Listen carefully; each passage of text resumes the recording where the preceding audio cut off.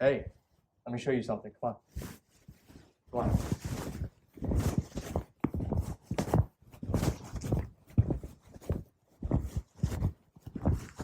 Here, have a look at this. Right here.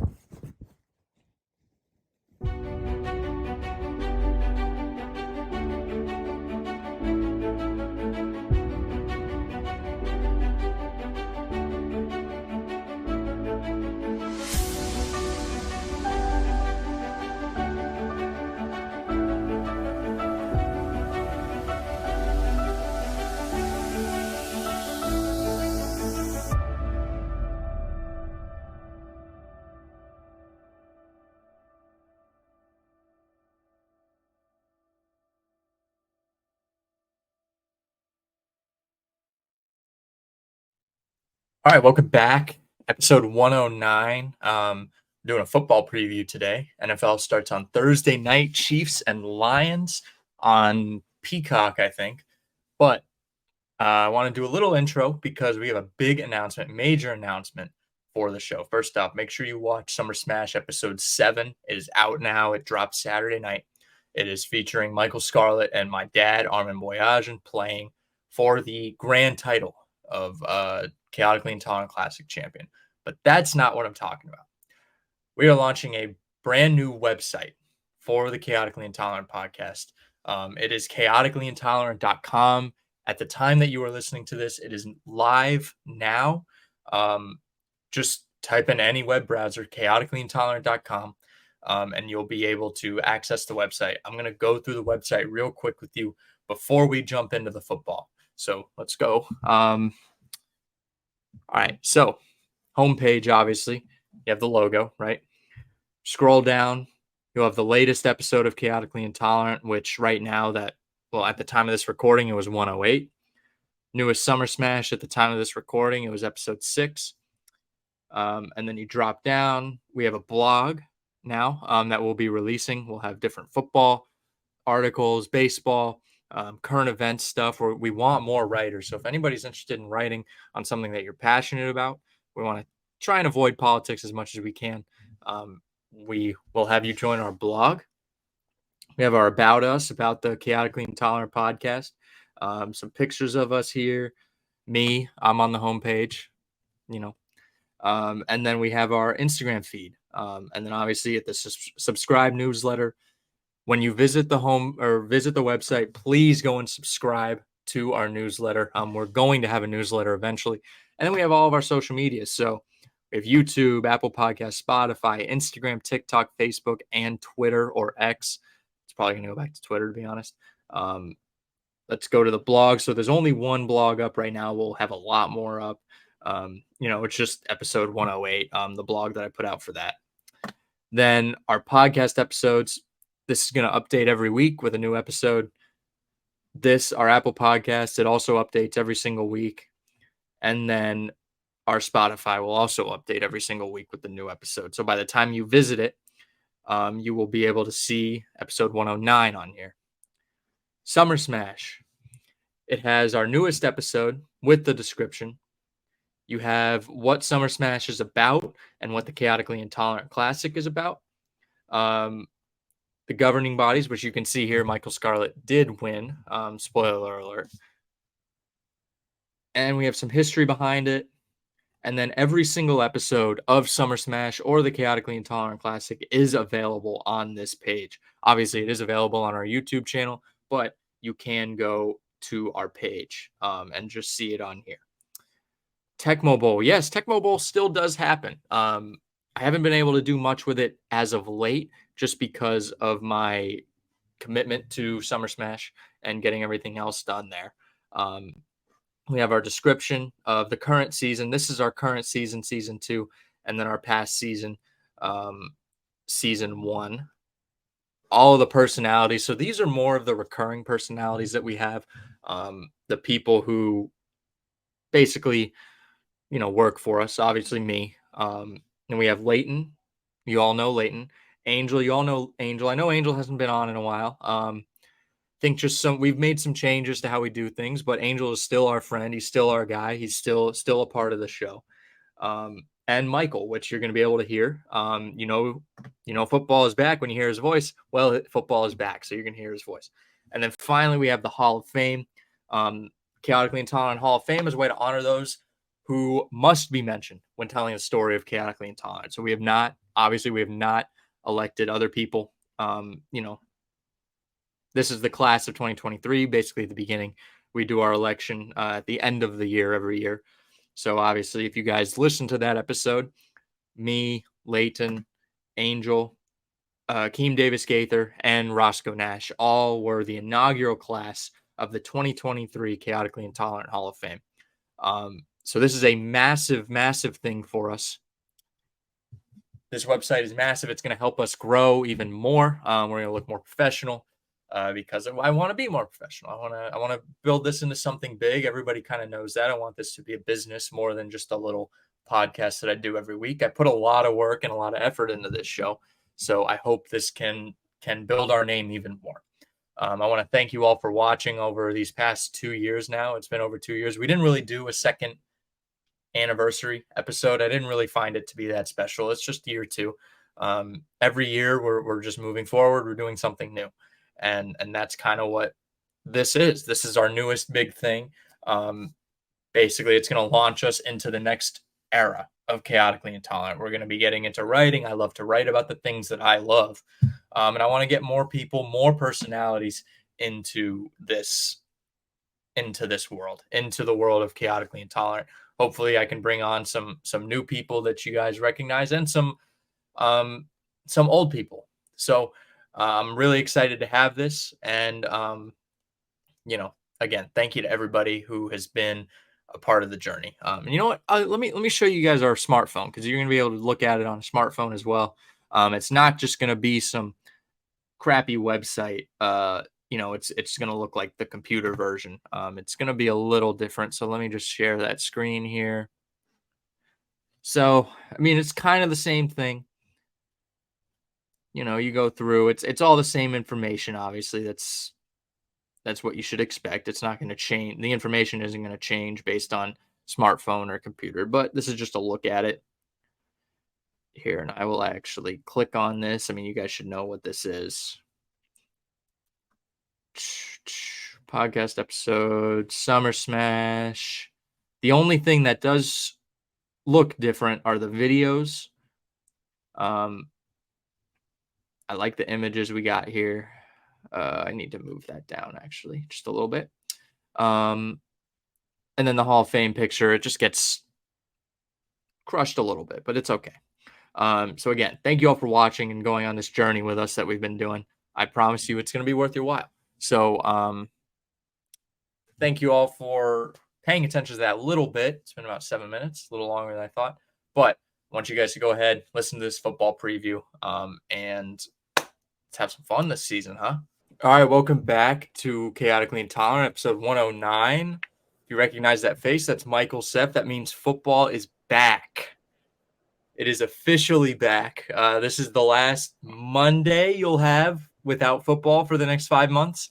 And then last Tuesday and last Wednesday, and then Thursday, football is here. So we're doing our preview episode, probably one of my favorite episodes of the year, just because it means football is back. Yeah. Wow. Just feels like it starts earlier every year, ends later every year. Of course, it's a longer season now, so there's some truth to that. Soon it'll be 18 games, and yep, we'll have football year round. I mean, they're going to do 52-week seasons in a few years. Might as well. Jonathan Taylor is going to be running around with torn Achilles, and he's going to be bionic, and he's still going to somehow, rush for 300 yards. All right, well, let's get this thing started. I guess let's give me a hot take you got. Let's start it off hot. What's a hot take for this season? Oh, hot take. Oh, geez. Don't ask me why, but I feel like the Atlanta Falcons are going to be good in the South. That division's not good. It's not good, so they have a chance to be good by default, I think, because everyone will say the Saints will be the team probably. I'm sure I'll be wrong. But, as you said, it's a hot take. It's the first one I could think of off the top of my head. I think the Falcons, they showed a lot of they showed competence last year at the end of the year. I think so. That's not really a shock, to say the least. I don't know if this is a hot take, but for me, I think the Cardinals head coach is going to get fired mid-year. So it'll be that He's bad. It'll be like Nathaniel Hackett 2.0. Yeah, I think I don't know if you saw his hype up speech for the Cardinals. It No. was it was not good. I The could probably pull it up here. Can we see a winless team? Will we see a winless team? Ooh. Well, that's tough because you would say the Cardinals, but they also get to play the Rams, who are they real? I mean, I can't really see the Rams being that good.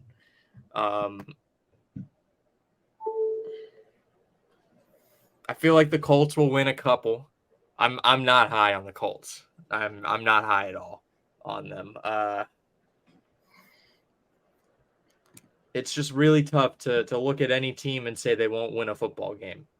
And I know there are some bad teams out there. I mean, I'm looking in the South. I feel like they'll beat up on each other a lot. I mean, the Cardinals are the closest thing to it, I think. Close, definitely. I think that's the team going into the year that is the favorite to do that. Yeah. I'm pulling up Rich Gannon's hype up speech for the Cardinals. No, not Rich Gannon.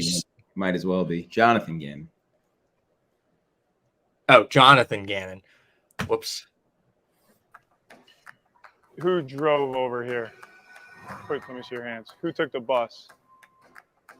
Did you have fire in your gut? Did you? We're here for a reason. Don't get that twisted. Okay, we're here for a reason to win games. So if you didn't have that fire in your gut, you better light the fire pretty fast. Be who you are. Just understand, I'm looking for killers.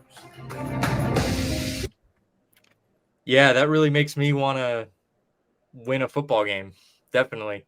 Yeah, put my life on the line. The blank expressions. Let's fast forward to the Cards being division champs, and then we'll look back at that. They'll say they were their emotions were very settled. There was never too high or too low if they win that division. That's what they'll say. Maybe a lot of them did take the bus to get there and hit too close to home. I don't know. They probably can't afford to buy a car with all those practice squad players that the Cardinals have. I mean, when he put his hand behind his head in the speech, I was like, that is a guy who's not confident at all. He doesn't even think he's going to win a game this year. So yeah, tough look. All right, well, let's just jump into these teams. AFC East. Let's talk about the Buffalo Bills. Yeah, I mean the Bills, that I can never trust them. I mean, they got all the talent. They got their big offensive weapon. They got Von Miller healthy, right? That was a big loss last year. I think the Bills will be good, but you just wonder year after year after year with disappointment. And it's a franchise that's built around disappointment. Does that add up and does it take its toll at some point? I mean, it's great. DeMar Hamlin's back playing. I see them in like the low double-digit range of wins. I think they'll have their hands full now that the division is better with, Miami and the Jets being competent. Even New England, you never know what you're going to get from the Patriots. I see the Bills as a good, maybe even a really good, but not a great team. Yeah, I think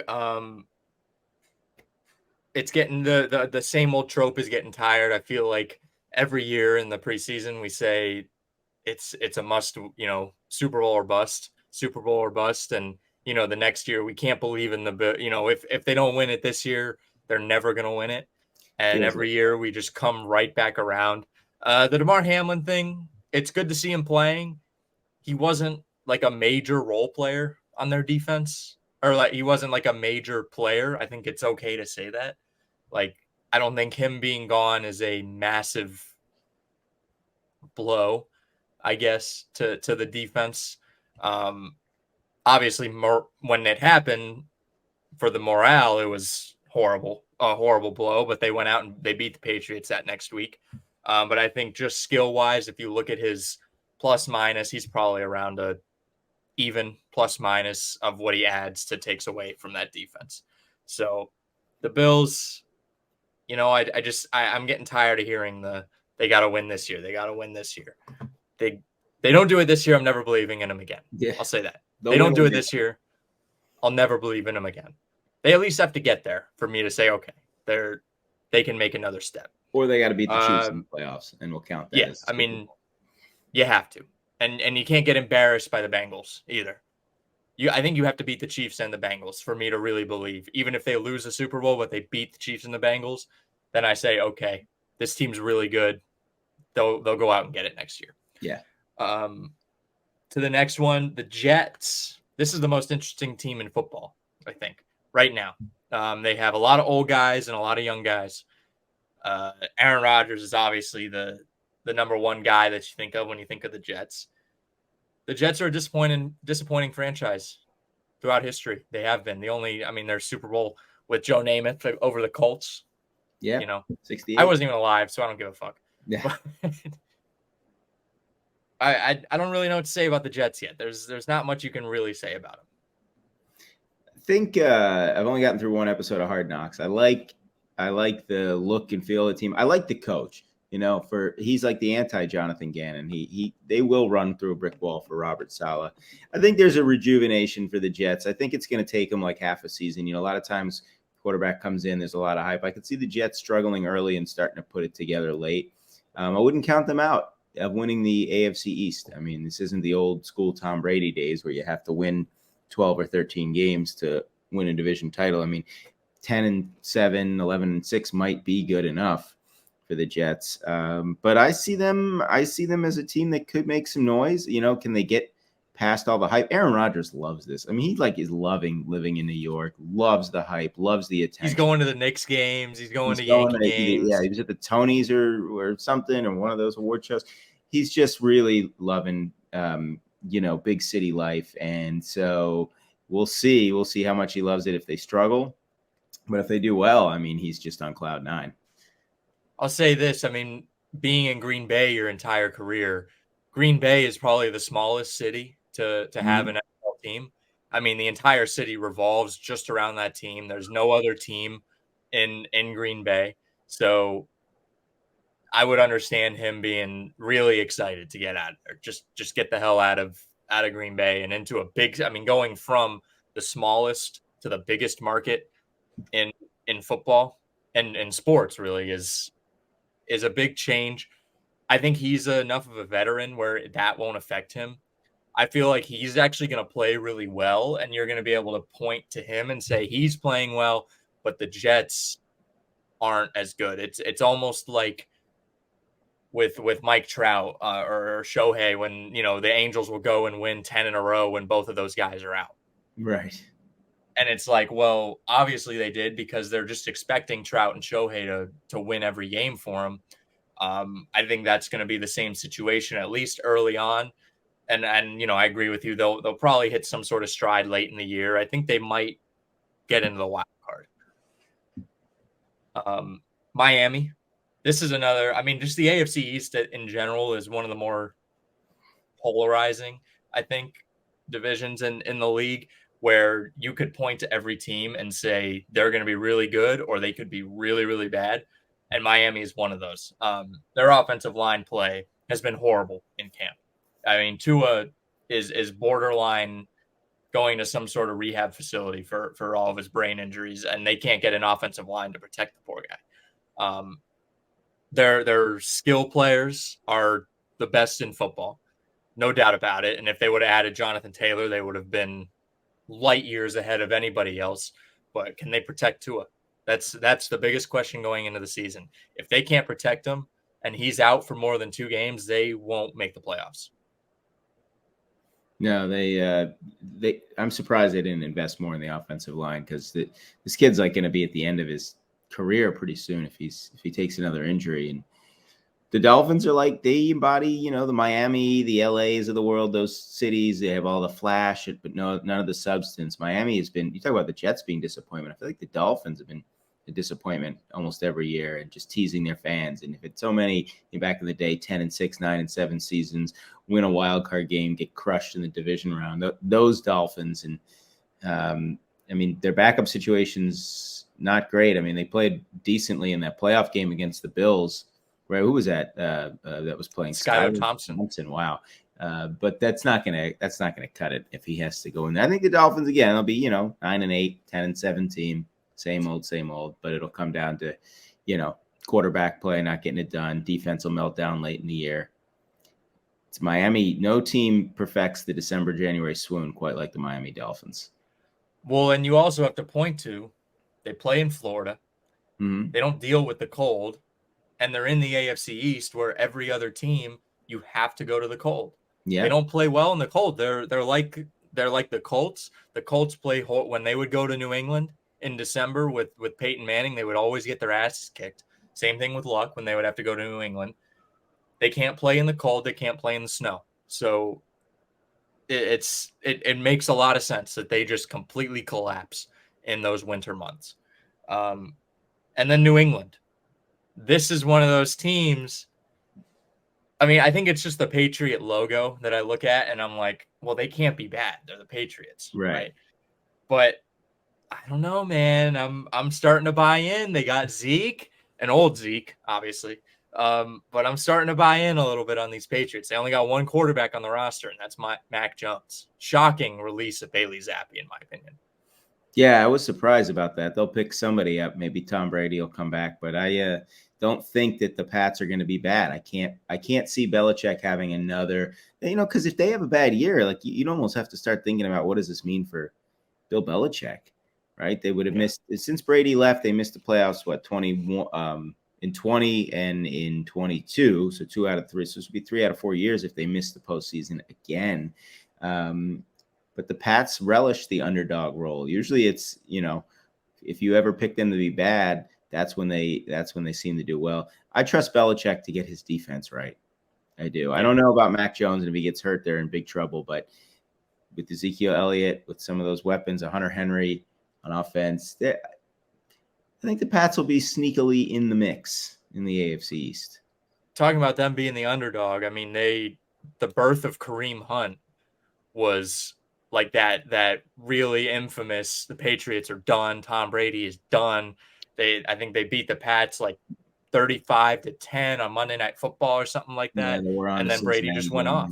Mm-hmm. They did the same thing they always do. So I will never, in my heart and soul, I will never count out the Patriots. Even 20 years from now, when Bill Belichick is gone and Tom Brady is actually starting to age, I'll still say, well, they're the Patriots. I mean, you can never count them out. Yeah, well, they've earned that right by winning 6 championships in the 2-decade span. So, yeah. AFC North, Pittsburgh Steelers.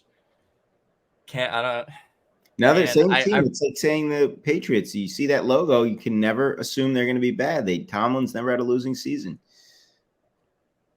Yeah, Tomlin. I mean, he's never had a losing season, but he hasn't had spectacular seasons. I mean, I remember when they went 11-0, then they lost to the football team at the time, I think. And then they lost like those 5 straight. They were 11-5. Then they went in, played Cleveland, got their ass kicked against Cleveland. I'm a huge believer in George Pickens. Last year, he was a phenom. At Georgia, he was a monster. He was on that national title team. And he can be a difference maker on the offense, but is Pickett going to make the step up? That's the big question.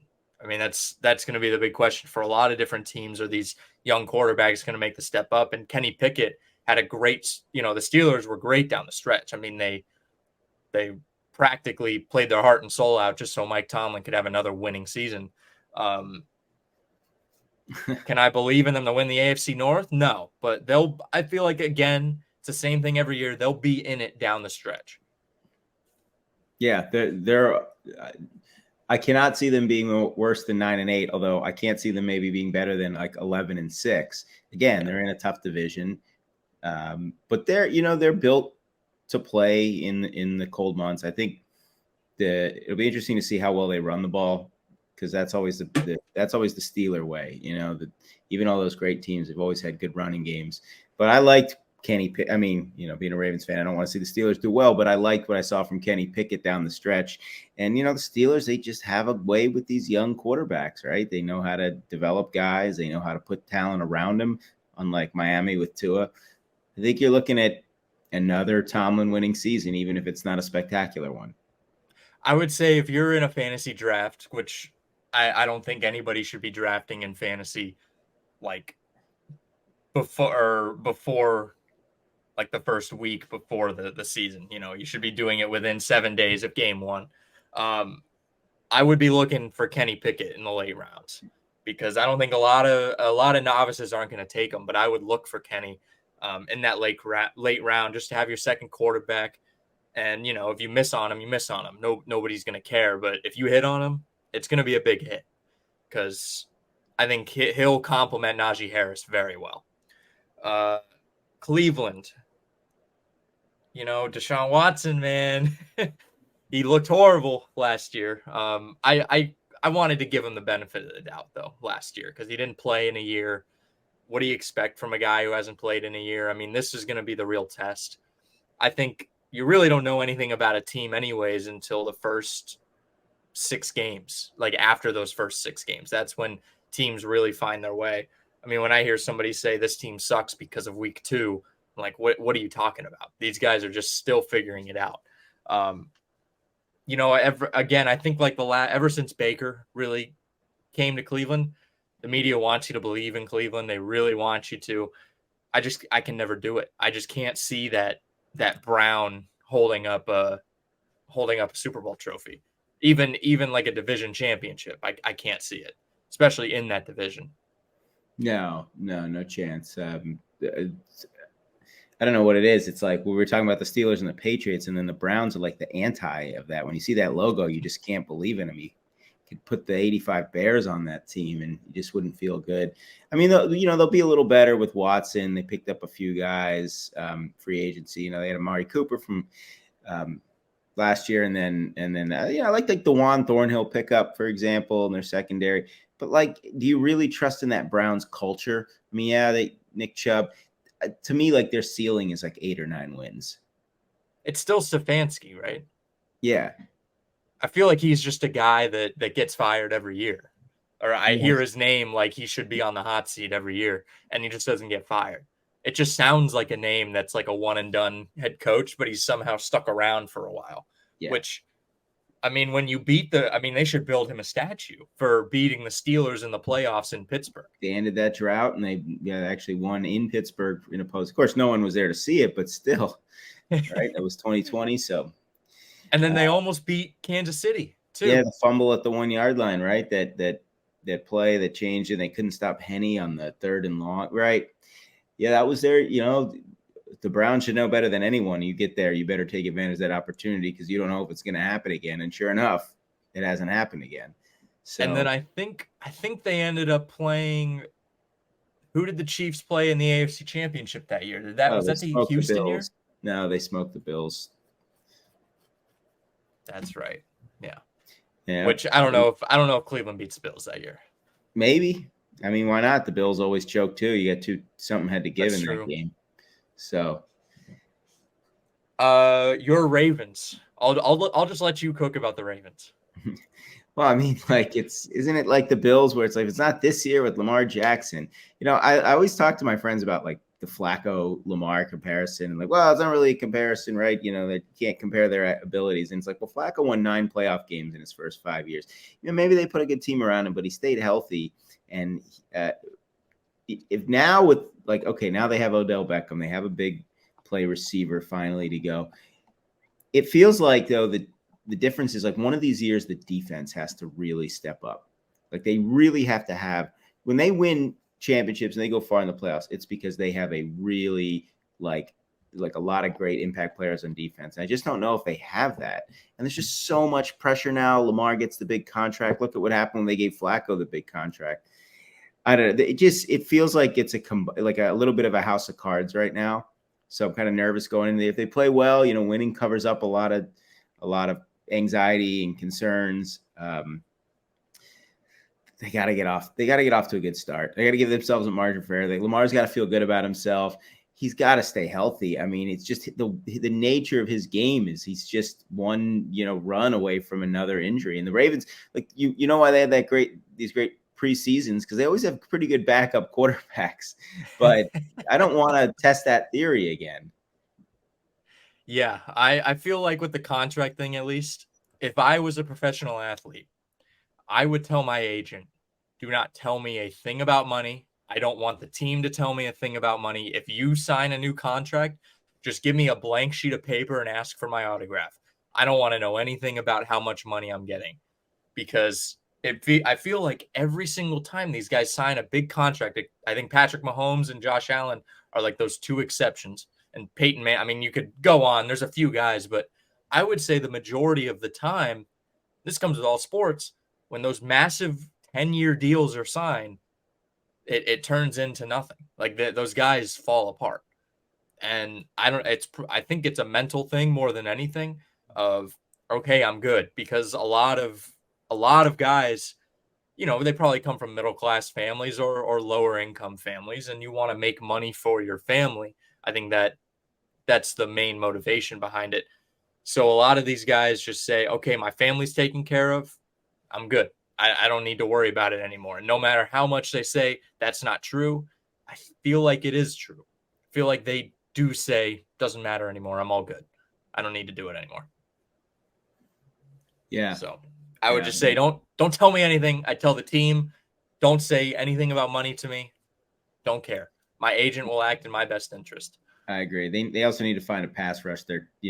Justin Houston was, led the team in sacks last year. He's unsigned. Calais Campbell's in Atlanta. So they also got to find a guy who can bring down other quarterbacks, as opposed, not just, okay, their own quarterback has to stay upright and play well. So, that's a big deal, right? In the AFC North, you better be able to get after the quarterback, because there's, obviously Joe Burrow is one of them. So we'll see. I'm holding my breath. Yeah, when I look at the purple uniforms, I think of defense. And when they have a bad defense, it makes no sense to me. You and me both. And Cincinnati. Joe Burrow, my husband, my boyfriend. I love Joe. I just, when I heard he got hurt, I dropped down to my knees and I screamed, no, I can't have this happen. I mean, is there any reason I would think they're not going to go out and win the division? I mean, right now, no. I can't really see that. I think they're the favorites by far to win that division. Yeah, I actually saw Zach Taylor a week ago in DC, believe it or not. Wished him good luck. Didn't mean it. The Bengals were in town to play the Commanders, and looked over. I said, why is that Zach Taylor? Is he here? And looked it up. But that said, I have a lot of respect for him as a coach. And if Joe Burrow is healthy, they're probably the team to beat. Yeah, I would think so. I mean, they've been in the AFC Championship now 2 years in a row. What a gut-wrenching way to lose last year, with the guy pushing Mahomes out of bounds and all that. And yeah, like offensively, is their offensive line better? They got Orlando Brown. That, is one guy going to fix? Because imagine if Joe Burrow had like consistent time. He's had to do this like his whole career with like a pretty patchwork offensive line. And he just finds a way to get it done. What if he actually had time to throw? I mean, the Bengals could be really lethal, and they have a good defense. Yeah, I see this team, like, they got to, I don't say they have to take the next step. They've been to a Super Bowl, and they know they can beat the Chiefs because they've done it 3 out of the 4 times. But it still feels like a big year for Cincinnati. It still feels like now the expectations are as high as they've ever been for this team. Even last year, coming off the Super Bowl, people were like, yeah, but can they do it again? And now that they've been to that stage, the Bengals have a little bit of a Super Bowl or bust feel to them, don't they? Oh, they absolutely do. If I'm a Bengals fan, I'm looking at that team and I'm saying my realistic expectation is to go and win a Super Bowl. I mean, how you've already been there. You lost to the Chiefs. I mean, you barely lost to them last year. I mean, if 1 or 2 bounces go your way, you win that game, and you go and play the Eagles, and who knows what happens, obviously, against that Eagles team. I mean, I think they came out a little flat. The Eagles did. That's probably why they lost that game. But Yeah, I mean, it could have very easily been Cincinnati's first title last year. Yeah. So you have to look at it and say, well, we're probably, I would say they're the second best team in football, or in the AFC at least, if not football right now, because the Bills haven't even been there.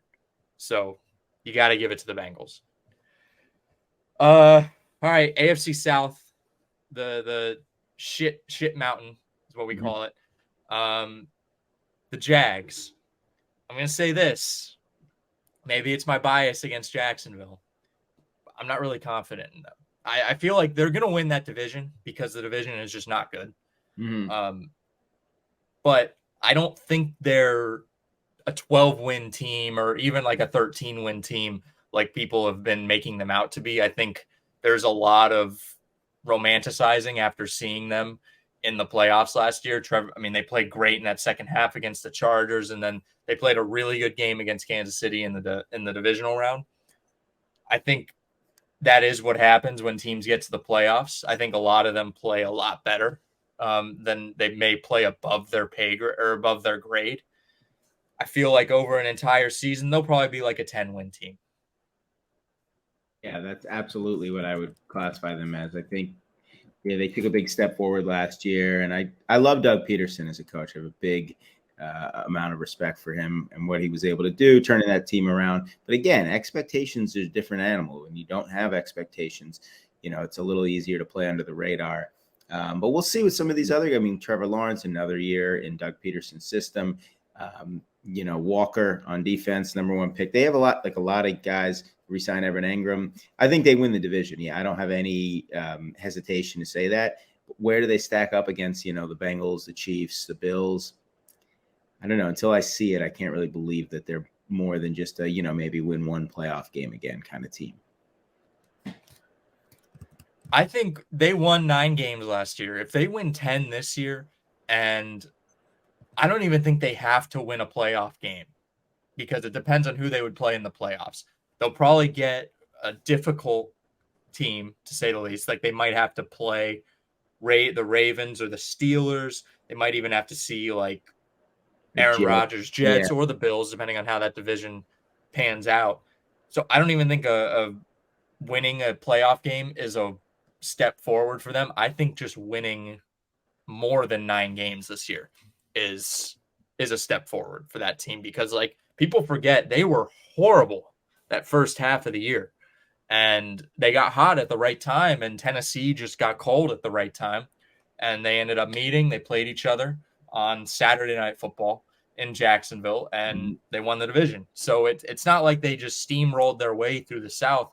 Tennessee was like, they were expected to win that division almost all year last year. So it's that, again, there is like a honeymoon with them where you saw them in the playoffs and that's how everybody remembers them. But me, a Colts fan, saw them all year, even though they kicked our ass in Jacksonville in week 2 or week 3, one or the other. I'm not that confident in what they can do. Tennessee, again, I mean, it's shit mountain right now. So they could go out and win that division, but what is there really to say about them? DeAndre Hopkins wanted a team with an established GM, an established head coach, and an established quarterback. He went to the team with Ryan Tannehill, who is at his very best an average quarterback, which that's what you want in a quarterback, is average. A GM who they just hired, if I'm being correct, like they just fired their old GM, and this guy's new, and Mike Vrabel, who is established enough as a head coach. I mean, he's been there for 4 or 5 years, so that's a good run with the football team. And he's not a Belichick, he's not an Andy Reid, which I would have expected Hopkins to go to the Patriots. And Hopkins is old too. I think Tennessee fans really think he's going to turn back into young D-Hop that tormented them in Houston for all those years. He's old. He's an old man now. I wouldn't be surprised if this was an Andre Johnson on the Texans year, or a Randy Moss, where he just fades away into non-existence, and eventually he gets cut in like week 15.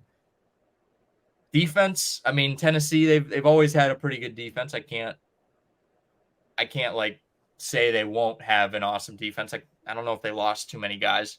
I haven't paid too much attention to Tennessee. And Derrick Henry's getting old too. It's an aging roster that era of Tennessee dominating the South might be over, and it might turn into Jacksonville. That's what I think. I mean, Ryan Tannehill, Malik Willis, and Will Levis are the three quarterbacks in the depth chart. I mean, how many years could Derrick Henry shoulder the load? They're getting older, right? DeAndre Hopkins. I mean, I like Vrabel as a coach. He always gets these scrappy defensive players to play hard, but you got to have some star players on your roster to win. Like enough really, really good players. You can't just be an overachieving team every year and hope that you're just going to, catch fire and take the league by storm. They kind of had a little bit of that in 2019. They just haven't been able to recapture it since. So they're an average, maybe slightly above average football team. I don't see them as a postseason team. At best, I think they're above that. If everything goes right, nobody goes down, at best, they'll be an above average team. Houston, so them and the Colts are just competing for last. I think they might be competing for the number one pick in the draft this year. I just feel like Houston, they obviously have a future. Their defense is actually pretty good. They were in a lot of games last year. I remember they took the Chiefs to overtime, I think, and they beat the Colts.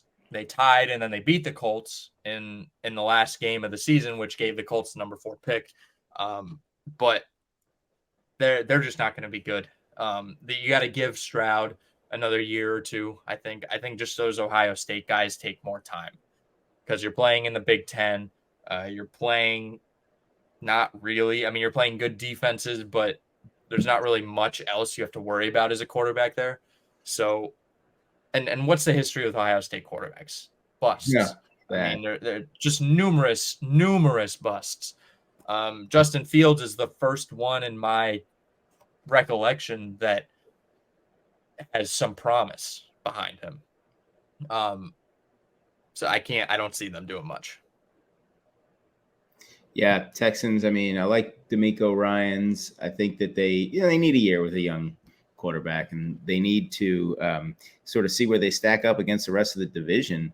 But give them a year or two, and I think they'll be on the right track. I think they're trying to do it the right way.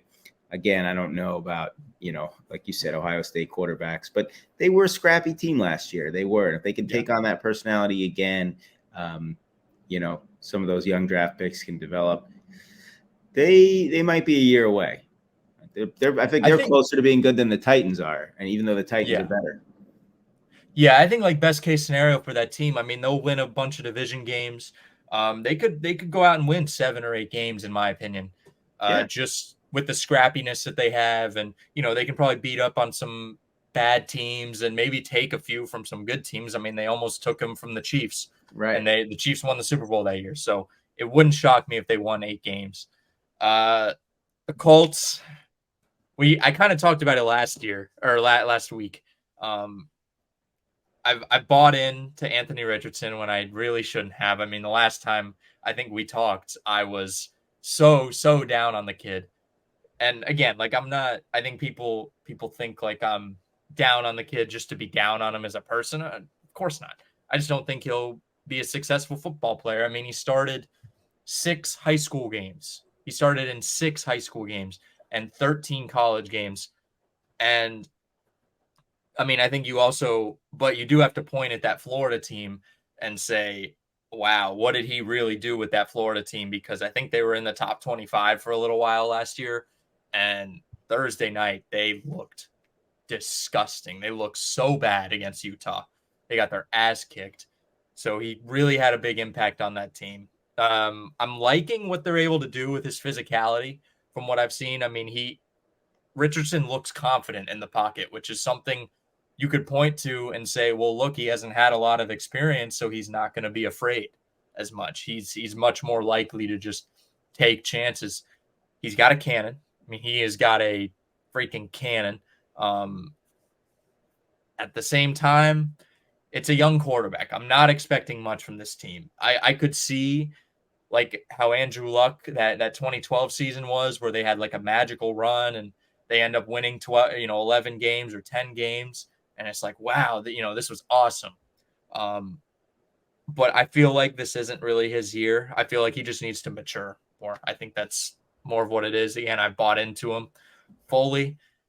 I remember as a kid, I was a Gators fan, and thinking of the Colts drafting the Gators' best quarterback they've had in years was like awesome. There was like a dream come true. Now that I'm an adult and I have no football talent, I'm like, yeah, maybe it wasn't the best idea to draft Tim Tebow in the first round. If I was, if I was the Colts. So, I really want to believe in them. Best case scenario is 10 wins for this Colts team, but I feel like the best case scenario is already out the door with the issues with Jonathan Taylor. That back and forth would be awesome though. If they had Jonathan Taylor with the option with Anthony Richardson, I mean, two monsters. Richardson wants to play at 6'3", 255, which is just a beast.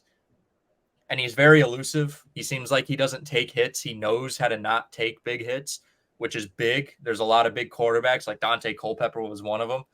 Massive guy, played at the same size, but just couldn't avoid the big hits. And Right. that was his issue. So again, I mean, 10 wins is best case scenario. I think that's already out the door. Worst case scenario, they win 2 games and take Marvin Harrison Jr. with the number 1 pick.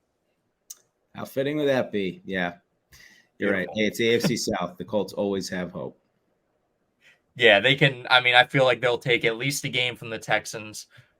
They've had trouble against Titans in years past. Frank Reich, I think he won maybe 2 games against Titans in his entire career there, and that was when Andrew Luck was there because Andrew Luck was undefeated in his career against the Titans, which is just a crazy stat. It is. But they can take a few. I feel like they might. I'm going to make this hot take. I feel like they might take a game from Jacksonville, and it's not going to be in Jacksonville.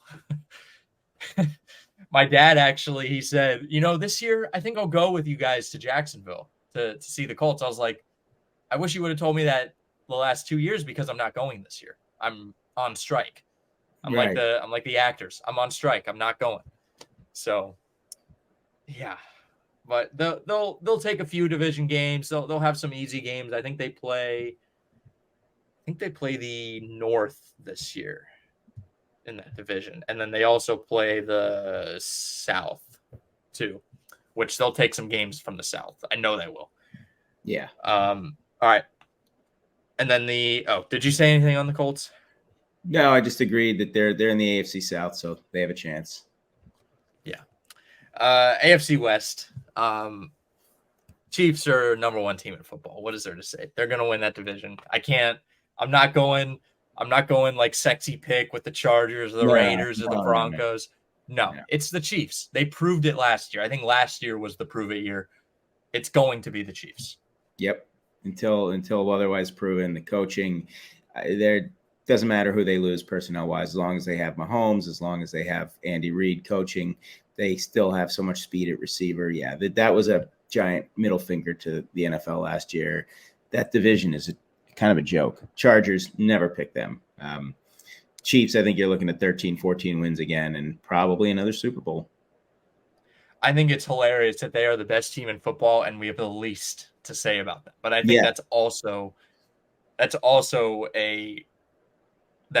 just shows how good they are. I mean, they are the best team. You can't say anything else. They will win that division, and they'll most likely be the number 1 seed again. And I feel like even when the Patriots were at the top, you wouldn't say that about them. Everybody would pick, oh, maybe it's the Jets. Maybe Mark Sanchez can do something this year. Maybe, Ryan Fitzpatrick can do something. And then every year it was the same thing. I think we learned our lesson from the Patriots. I hope we've learned our lesson. I don't want to hear anybody say anything about the Chargers, Raiders, or Broncos, especially the Raiders. Chargers, they're the sexy team again. I mean, it feels like they have the same guys. Eckler is back, I assume. I don't think he's sitting out, even though there was contract disputes with him. Brandon Staley's going to get fired midseason. He cannot last another year. He is so bad. Awful. Yeah, the Chargers, my God, they're just they're just a cheap organization. They don't really prioritize winning. Herbert is in LA. Yeah, they're in LA, and they don't care, right? They barely can support the Rams, so they don't even notice that the Chargers are there. Poor San Diego. Herbert's a good player, but the defense is weak. I think mentally, I think they might get their spirit might be crushed, just like Atlanta blowing a 28-3 lead in the Super Bowl. Never really recovered from that.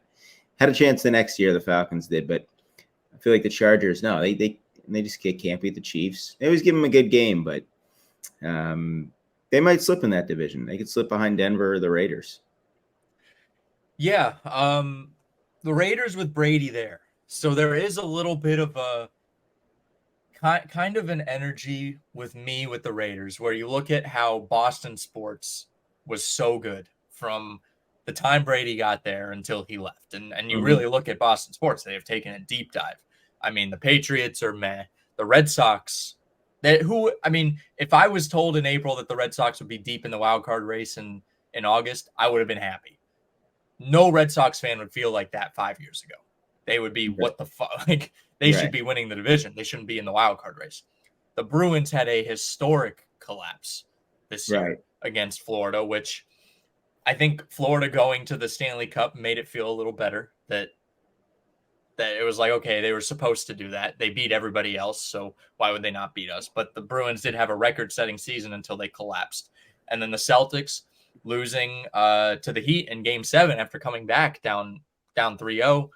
You know, every Bostonian 5 years ago going into that Game 7 would have been like, oh, I'm putting the mortgage on the Celtics to win, because Boston teams just don't lose like that.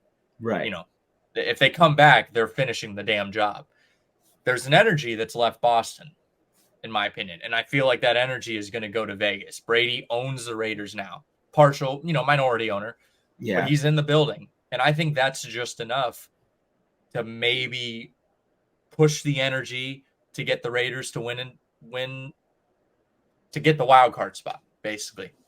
Yeah. I do agree with you where the Raiders might overtake the Chargers. Oh, absolutely. That's not saying much. Let's see how Jimmy Garoppolo's foot holds up. Let's see how the Raiders, play under Josh McDaniels, because I'm not a big fan of that guy's ability as a coach. But they re-signed Josh Jacobs. Can he do what he did last year? There, I think at least the expectations are low. Maybe the Brady effect will be real. Let's see the Raiders being in the 8 or 9 win discussion. I think Brady went there because he knows if Jimmy goes down, there's an open quarterback position. That's right. Wide open for Tom Brady. He's got no wife to worry about, too. No wife. No nagging wife.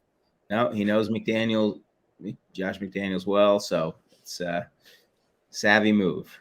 It's the perfect position for him to be a player owner. I mean, the next thing, he should fire Josh McDaniels midseason when Jimmy goes down and just be Jackie Moon of the NFL. Yeah. Player owner coach. It'd be perfect. They'll also be chanting 4th place at the end of their season. Right. And then Denver. I feel like this is the year they might.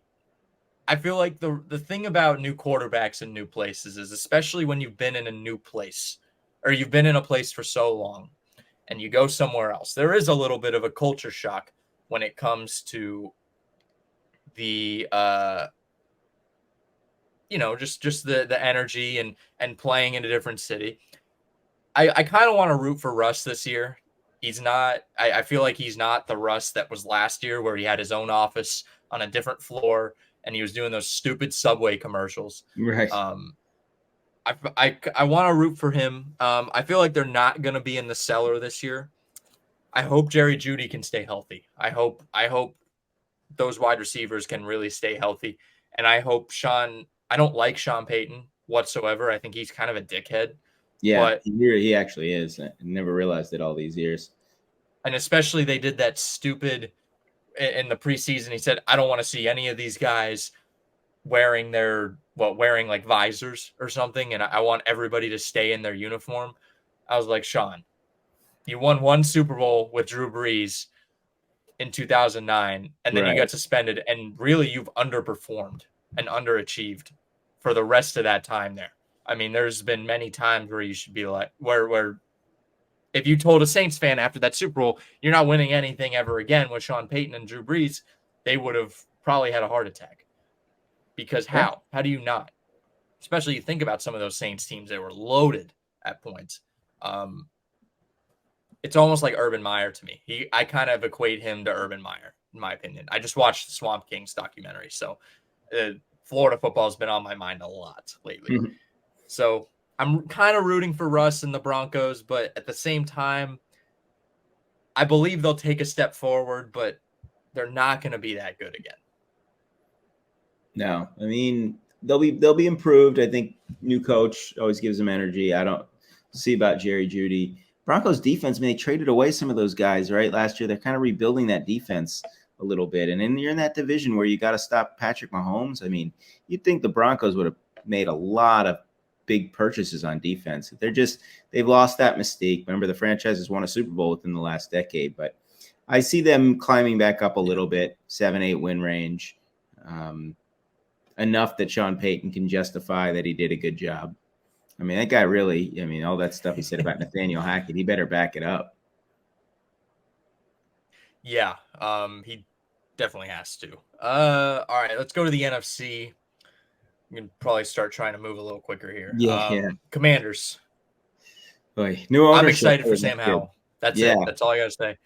I'm excited for Josh Harris, the new ownership. Yeah. They get healthy Chase Young, they'll just be that team that maybe if they get one win over their big division rivals at any point, whether it's the Giants or the Cowboys or the Eagles, they'll consider it a good run. But I think they're on the right track. I'm just curious how Sam Howell's going to look. I think it's going to be a little bit of a bumpy road in the beginning, but can't be worse than Carson Wentz, as you know. They also might have to change their name again, which is I just hope they go back to the football team. That was the best one. Sure, or some variation of something that sounds like Redskins but isn't as racist, Red Tails, or how about just Skins? Well, there was another petition going around. It was signed by like 90,000 people from Native Americans to have the name changed back to the Redskins. Amazing. Because I know they can't secure the trademark for the Commanders because somebody else owns it. So they might have to go back to another name, which either you go to the Hogs, I feel like that's like a perfect name for them, or just go to the football team again, because that would be awesome. I mean, I wouldn't mind the Redskins either, but I feel like one team in the league needs to be, in every league needs to be just football team, baseball team, or baseball club, hockey club, basketball club, soccer, whatever. That's right? awesome. Yeah. The New York Giants. So this is a big, I mean, Daniel Jones got his contract, but this is a huge year for him of, can he do it? Can he sustain it? Can this be done again? Saquon obviously made running backs look horrible in the offseason after he folds and basically gets like $1 million less than what he would have gotten if he would have taken the franchise tag. Right. Is he even going to stay healthy again this year? That's another question. This Giants year is a massive year for them. It feels like they're bound to come back to earth. The last year was such smoke and mirrors. Like I could see them slipping down to a 6 or 7 win team. If Daniel Jones, like he has to play that efficient again, he has to only throw 5 interceptions the entire year. They have to get, contributions from there. They have a good defense, but in that division, I mean, they were kind of lucky last year. Yeah. Dallas. Getting sick and tired of the Dallas Cowboys. I'm just sick of them as a brand. I'm sick of people that they talk about Dallas anyway. I don't know why. They aren't America's team. The Patriots actually should be America's team because they are literally the Patriots. That's what Americans are. They're considered patriots. Dak Prescott, when Dak Prescott throws his 4th interception in week 3, he's going to be looking at Trey Lance and sweating. I also think Jerry Jones thought he signed Patrick Mahomes, or he traded for Patrick Mahomes, because Trey Lance is wearing, I think he's wearing number 15. Oh no, he's wearing number 5, but you could throw number 15 on Trey Lance and he looks like Patrick Mahomes. Just his throwing motion. He's especially in the red quarterback jersey in training camp. Yeah. I think he thought he traded for Patrick Mahomes, and he has the same hair. And then I'm already ready for Tony Pollard to get hurt mid-year, and Deuce Vaughn is going to tear up. he's just going to tear it up. Deuce Vaughn was a monster at Kansas State. And Tony Pollard, great guy. I don't think he can be the number one running back. I think he needs to be the guy of like, oh, they got to give Tony Pollard more carries. Why isn't Tony Pollard getting more carries?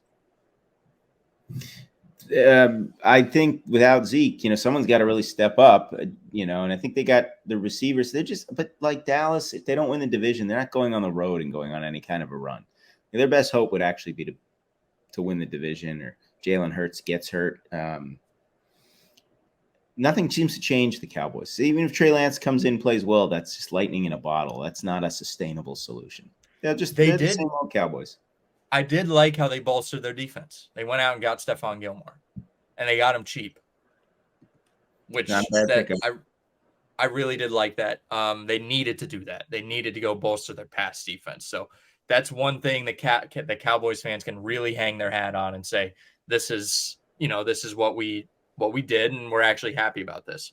And then Philly, the Eagles, man, they're only getting better.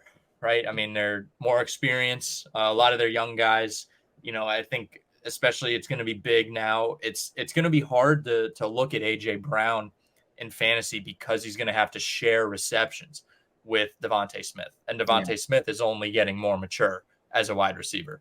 So, but I mean, they're the favorites again this year, I think. Picking up Swift, that was good. The defense is really good. Just can they live up to expectations? Can they stay healthy? That you can make a good case they're the best team in the NFC.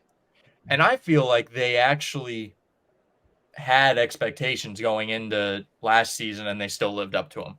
Because I think in our preview last year, I picked them.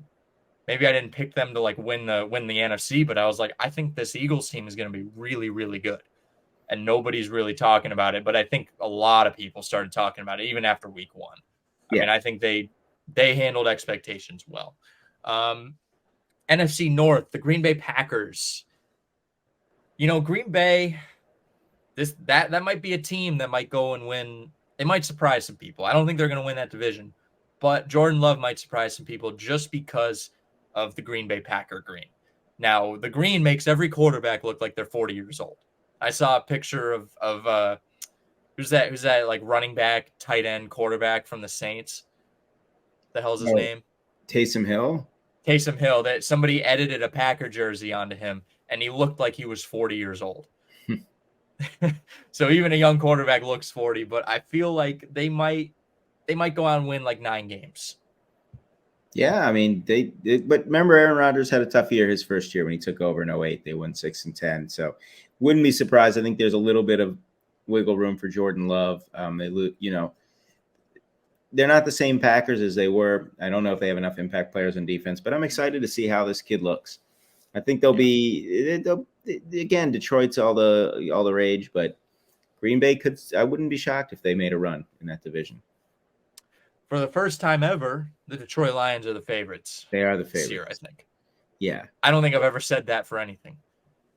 Yeah, I mean, we'll find out a lot in about a week, right? When they play the Chiefs, and what are they made of? Even if they don't win that game, if they play well, if they come close, if they fight hard in that game, I think they don't necessarily have to win that game to be to prove anything. But if they come out and get flattened, because they started out horribly last year. Were they really that good, or did they just get hot? And they won because they started I think like 1-6, 1-7, ended up 9-8, had a nice run, but like.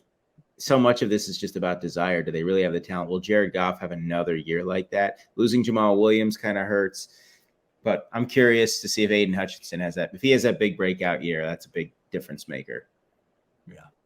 I feel like just Dan Campbell can just will anything. He can will the best out of anybody. I mean, he could go be a school teacher and he could will those kids to get hundreds on every test. Yeah. I feel like he is just that type of guy that will motivate you. So I want to see him succeed. The anti-Jonathan Gannon, yeah. Oh my God, yeah. I think you said somebody else was the anti-Jonathan Gannon. I think Dan Campbell is literally, if there is a spectrum of head coaches, it is Dan Campbell and Jonathan Gannon. I mean, you could draw a straight line between the two. Yeah. Chicago. So I'm kind of looking at the NFC North. This division is really good. And I feel like from history, they don't look that good just because it's the NFC North and the Packers have dominated for 30 years. I mean, really, ever since Favre was there. I mean, there was like Minnesota wins the division once every few years, but it's really been Green Bay. Chicago can make another big leap here too. I think this is if Justin Fields doesn't make a leap here, it's going to be trouble. I think you could call for Justin Fields to kind of be pushed out of there. He's a young guy, obviously, but this is a do it, a make it or break it year for the Bears. Yeah, maybe DJ Moore and him will have a big connection. And, again, the Bears, they don't have a lot. They don't have to do very much to improve on last year. But this would be the year where they should try to, the division's good, but it's not like they couldn't make a push. But the Bears, that's a franchise that's been all about defense. And when we're talking so much about Justin Fields, an Ohio State quarterback, as the focal point of the team, I think the Bears need to reestablish an identity as like the monsters of the Midway, like they were back in the day. Until they do that, they're not going to really take that next step. I mean, their defense when they like unloaded everybody at the deadline. Yeah, it was a big switch. It was like typical Bears season, great defense, horrible offensive play. And then when they unloaded, it was just a complete flip. Like they just stopped even caring about defense and just put every single coach on the offensive game plan. Yeah. That's what it felt like, because their offense improved dramatically and the defense, it felt like they didn't even exist. So I really hope they put more into the defense. I hope they go out and get some pieces at the deadline, because there could be some teams where their season might be like it might be make it or break it early in the year. And some of those teams might be looking to get rid of guys early, and they'll just punt on this season and move on to the next. So I hope they do. If they go like 500 up until the deadline, I hope they go out and get a bunch of guys. Yeah. Minnesota, I think every single year of the Kirk Cousins era for them, it's either been Minnesota. It's Minnesota is going to be really good or really bad, and every other year they are really good or really bad because all their games are just close. So right. I think this year they're going to be really bad and they're going to lose a lot of close games. Yeah, it's just the do theory. I mean, what if Justin Jefferson gets hurt, or they just start, being able to cover him? Kirk Cousins, man, I just don't sure. And they lose Dalvin Cook. Yeah. Their defense isn't, again, like they're not the purple people eaters. This is a very vulnerable team. I think the Vikings take a pretty big step back this year. That's why I'm really, really low on Jefferson fantasy-wise on taking him, because he's projected to be like the number one pick in a lot of drafts. I'm like, I don't think they're going to be that good. And I feel like, he'll still be an average receiver. He's skill-wise, he's fantastic. That's not a knock on him whatsoever. That's not what I'm trying to do. But I just feel like that team overall, what surrounds them, it's going to be a problem. I think he's going to be a lot worse this year statistically. I don't think skill-wise he'll be worse whatsoever. All right. Whoops. I don't know why that did that.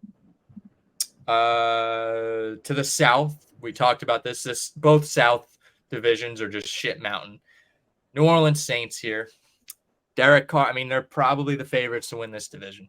Derek Carr, starting quarterback.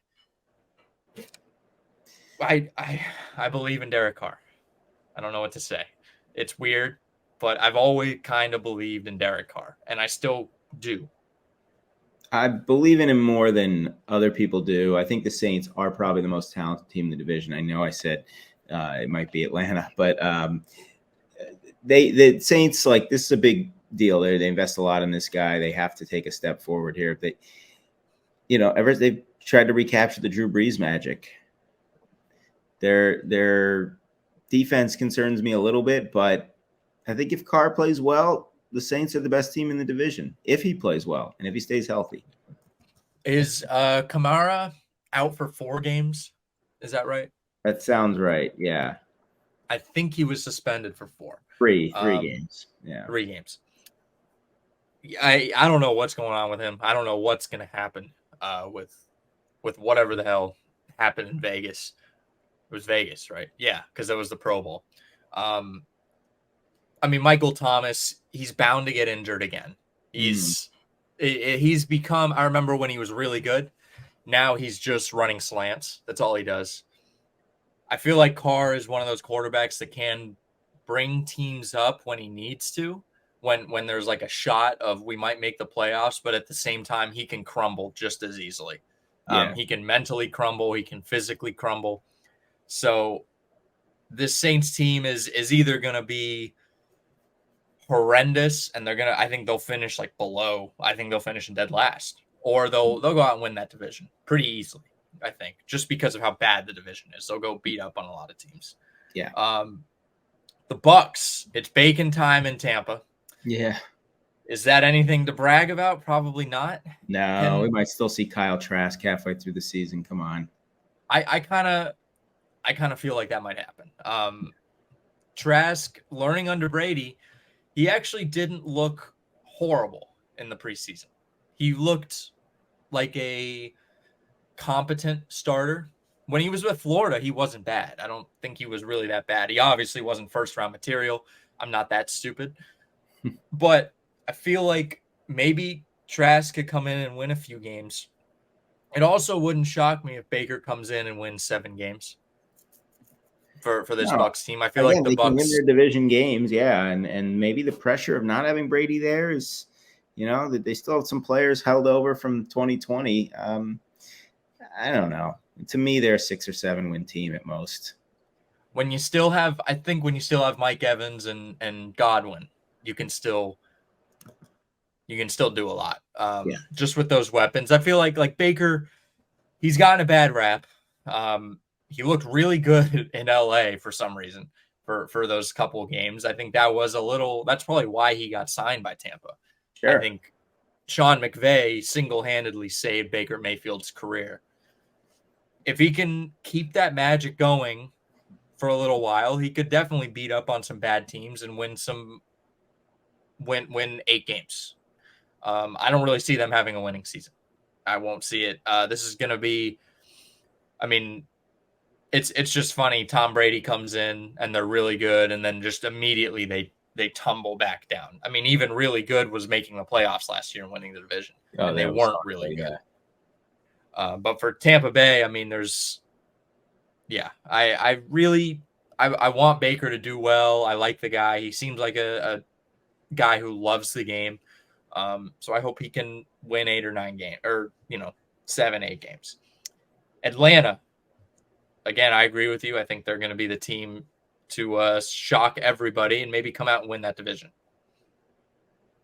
Yeah, Desmond Ridder, but I feel like don't sleep on Taylor Heineke coming in and saving the day, right? I love Heineke. Yeah, he could. Ridder gets hurt or he struggles. I have more faith in him taking the Falcons to the playoffs, but they have some weapons offensively. They're a fun team to watch, and again, no expectations. Why not? Don't have a lot of logic for the pick. I just think it could happen. They did it last year too. They were 1 game away from winning that division.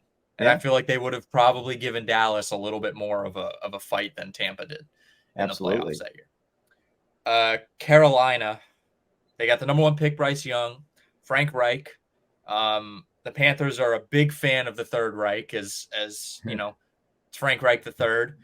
He's back in Carolina, where he started their first game in franchise history, which is pretty interesting. And they lost DJ Moore.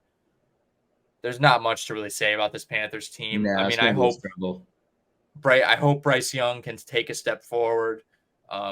But I think they're just not going to be good. I don't think Reich will get fired. Reich has a lot of leeway with this team.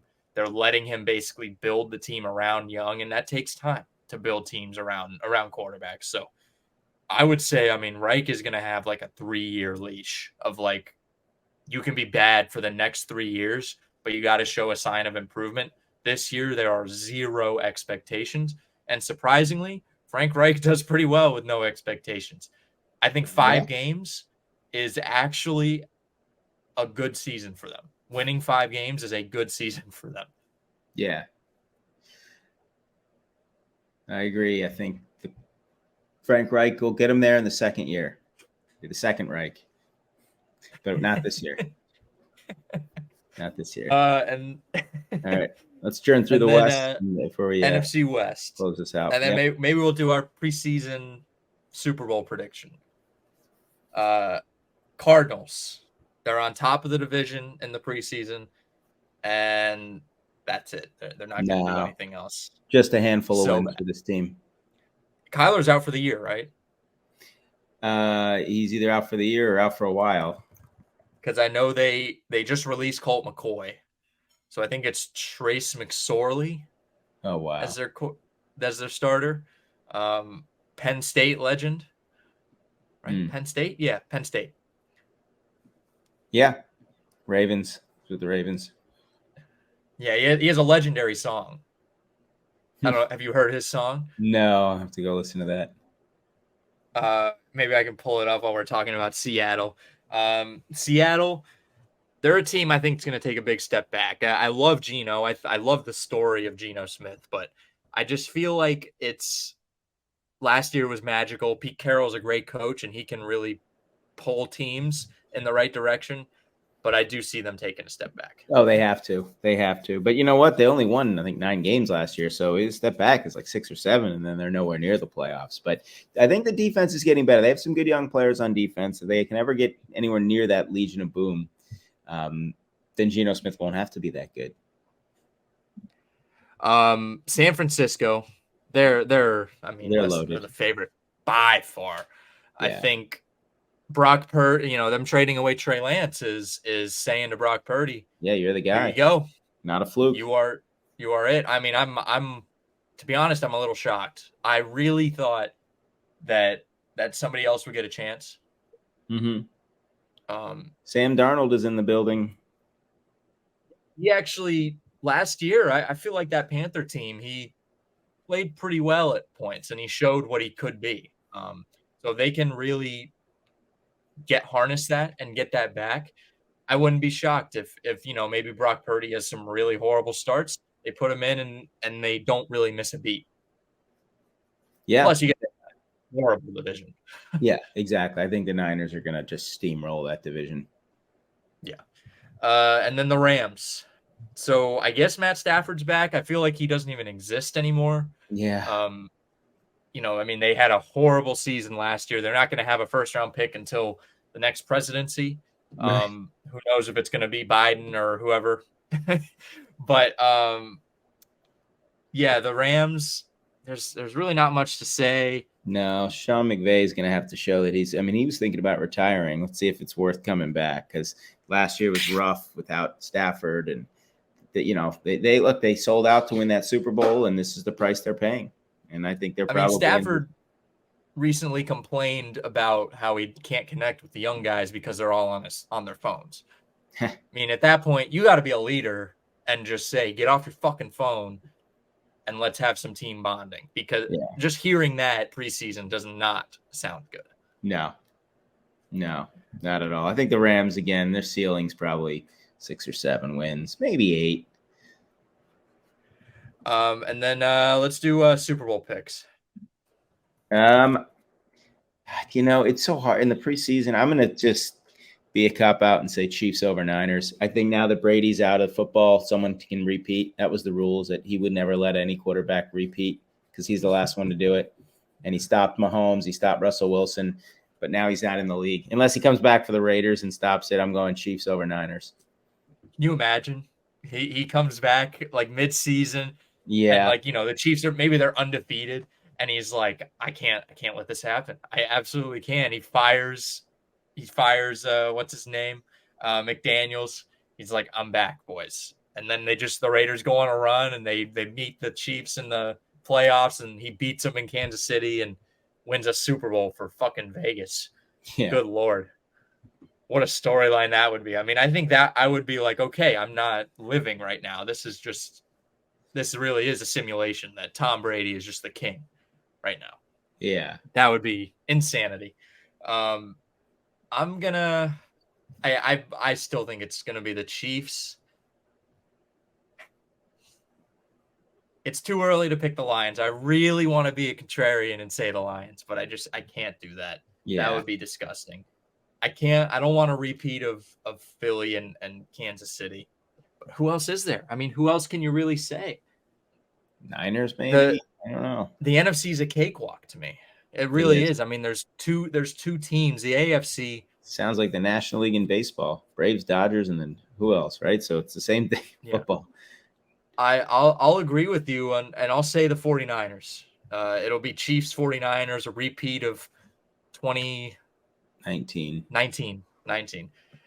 I say, I'm going to give it to the Niners this year. I think Brock Purdy is going to be the ultimate. He's going to be better than the Brady. He's going to do it better than Brady ever did. I think just him winning a Super Bowl might be like, all right, you did it. You're better than Brady. Your story is better than Brady's. Sure. Ryan Hogue would appreciate that. That's true. Yeah, that would be awesome for him. Super Bowl, Mr. Irrelevant. Yeah. All right, and let's end it on. I guess we'll just fade out. We'll do the Trace McSorley official song because people love that song on TikTok. All right. 4 straight state championship game appearances. Very few high major recruiters looked at the 6 foot tall, 180 pounder and said, quarterback. Throw it on a dime, like I ain't even trying. Just a kid from Briarwoods, I'm wearing number 9. Met Coach Franklin down at Vandy, flipped to Happy Valley. Now I'm coming back and got the natty on my mind. They can't touch my deep ball, every game I'm scoring. I'm your favorite quarterback, they call me Trace McSorley. Rep that blue and white, I do it for the glory. Pick up Trace McSorley, they call me Trace McSorley. I went out to the bar and I woke up in a sorority. You willingly defense softer than that cheesecake. I mean, Jonathan Gannon should have just played this for his team. Straight. And DeAndre going long. I mean, if this doesn't fire you up and make you want to run through a brick wall for your quarterback, I don't know what will. It's that Big Ten title season. Try to take me out too bad. We still got time. Now I'm rethinking the Cardinals. They're in 2 or 3 games. Like I ain't even trying. Just a kid from Briarwoods. I'm wearing number 9. Met Coach Franklin down at I'm changing my pick. Chiefs and Cardinals. McSorley gets it done. Well, make the Ravens look bad. They let him go. So that's true. All right. Well, thank you all for watching. Make sure to watch next week. Make sure to watch the latest episode of Summer Smash. It's the championship episode. And check out our brand new website. It drops today as you're listening to this, as this comes out Monday morning. So again, thank you all for watching. Happy Labor Day. Forgot it's Labor Day. When you're not in like high school, you forget that there's holidays and days off and stuff. So we'll catch you next week.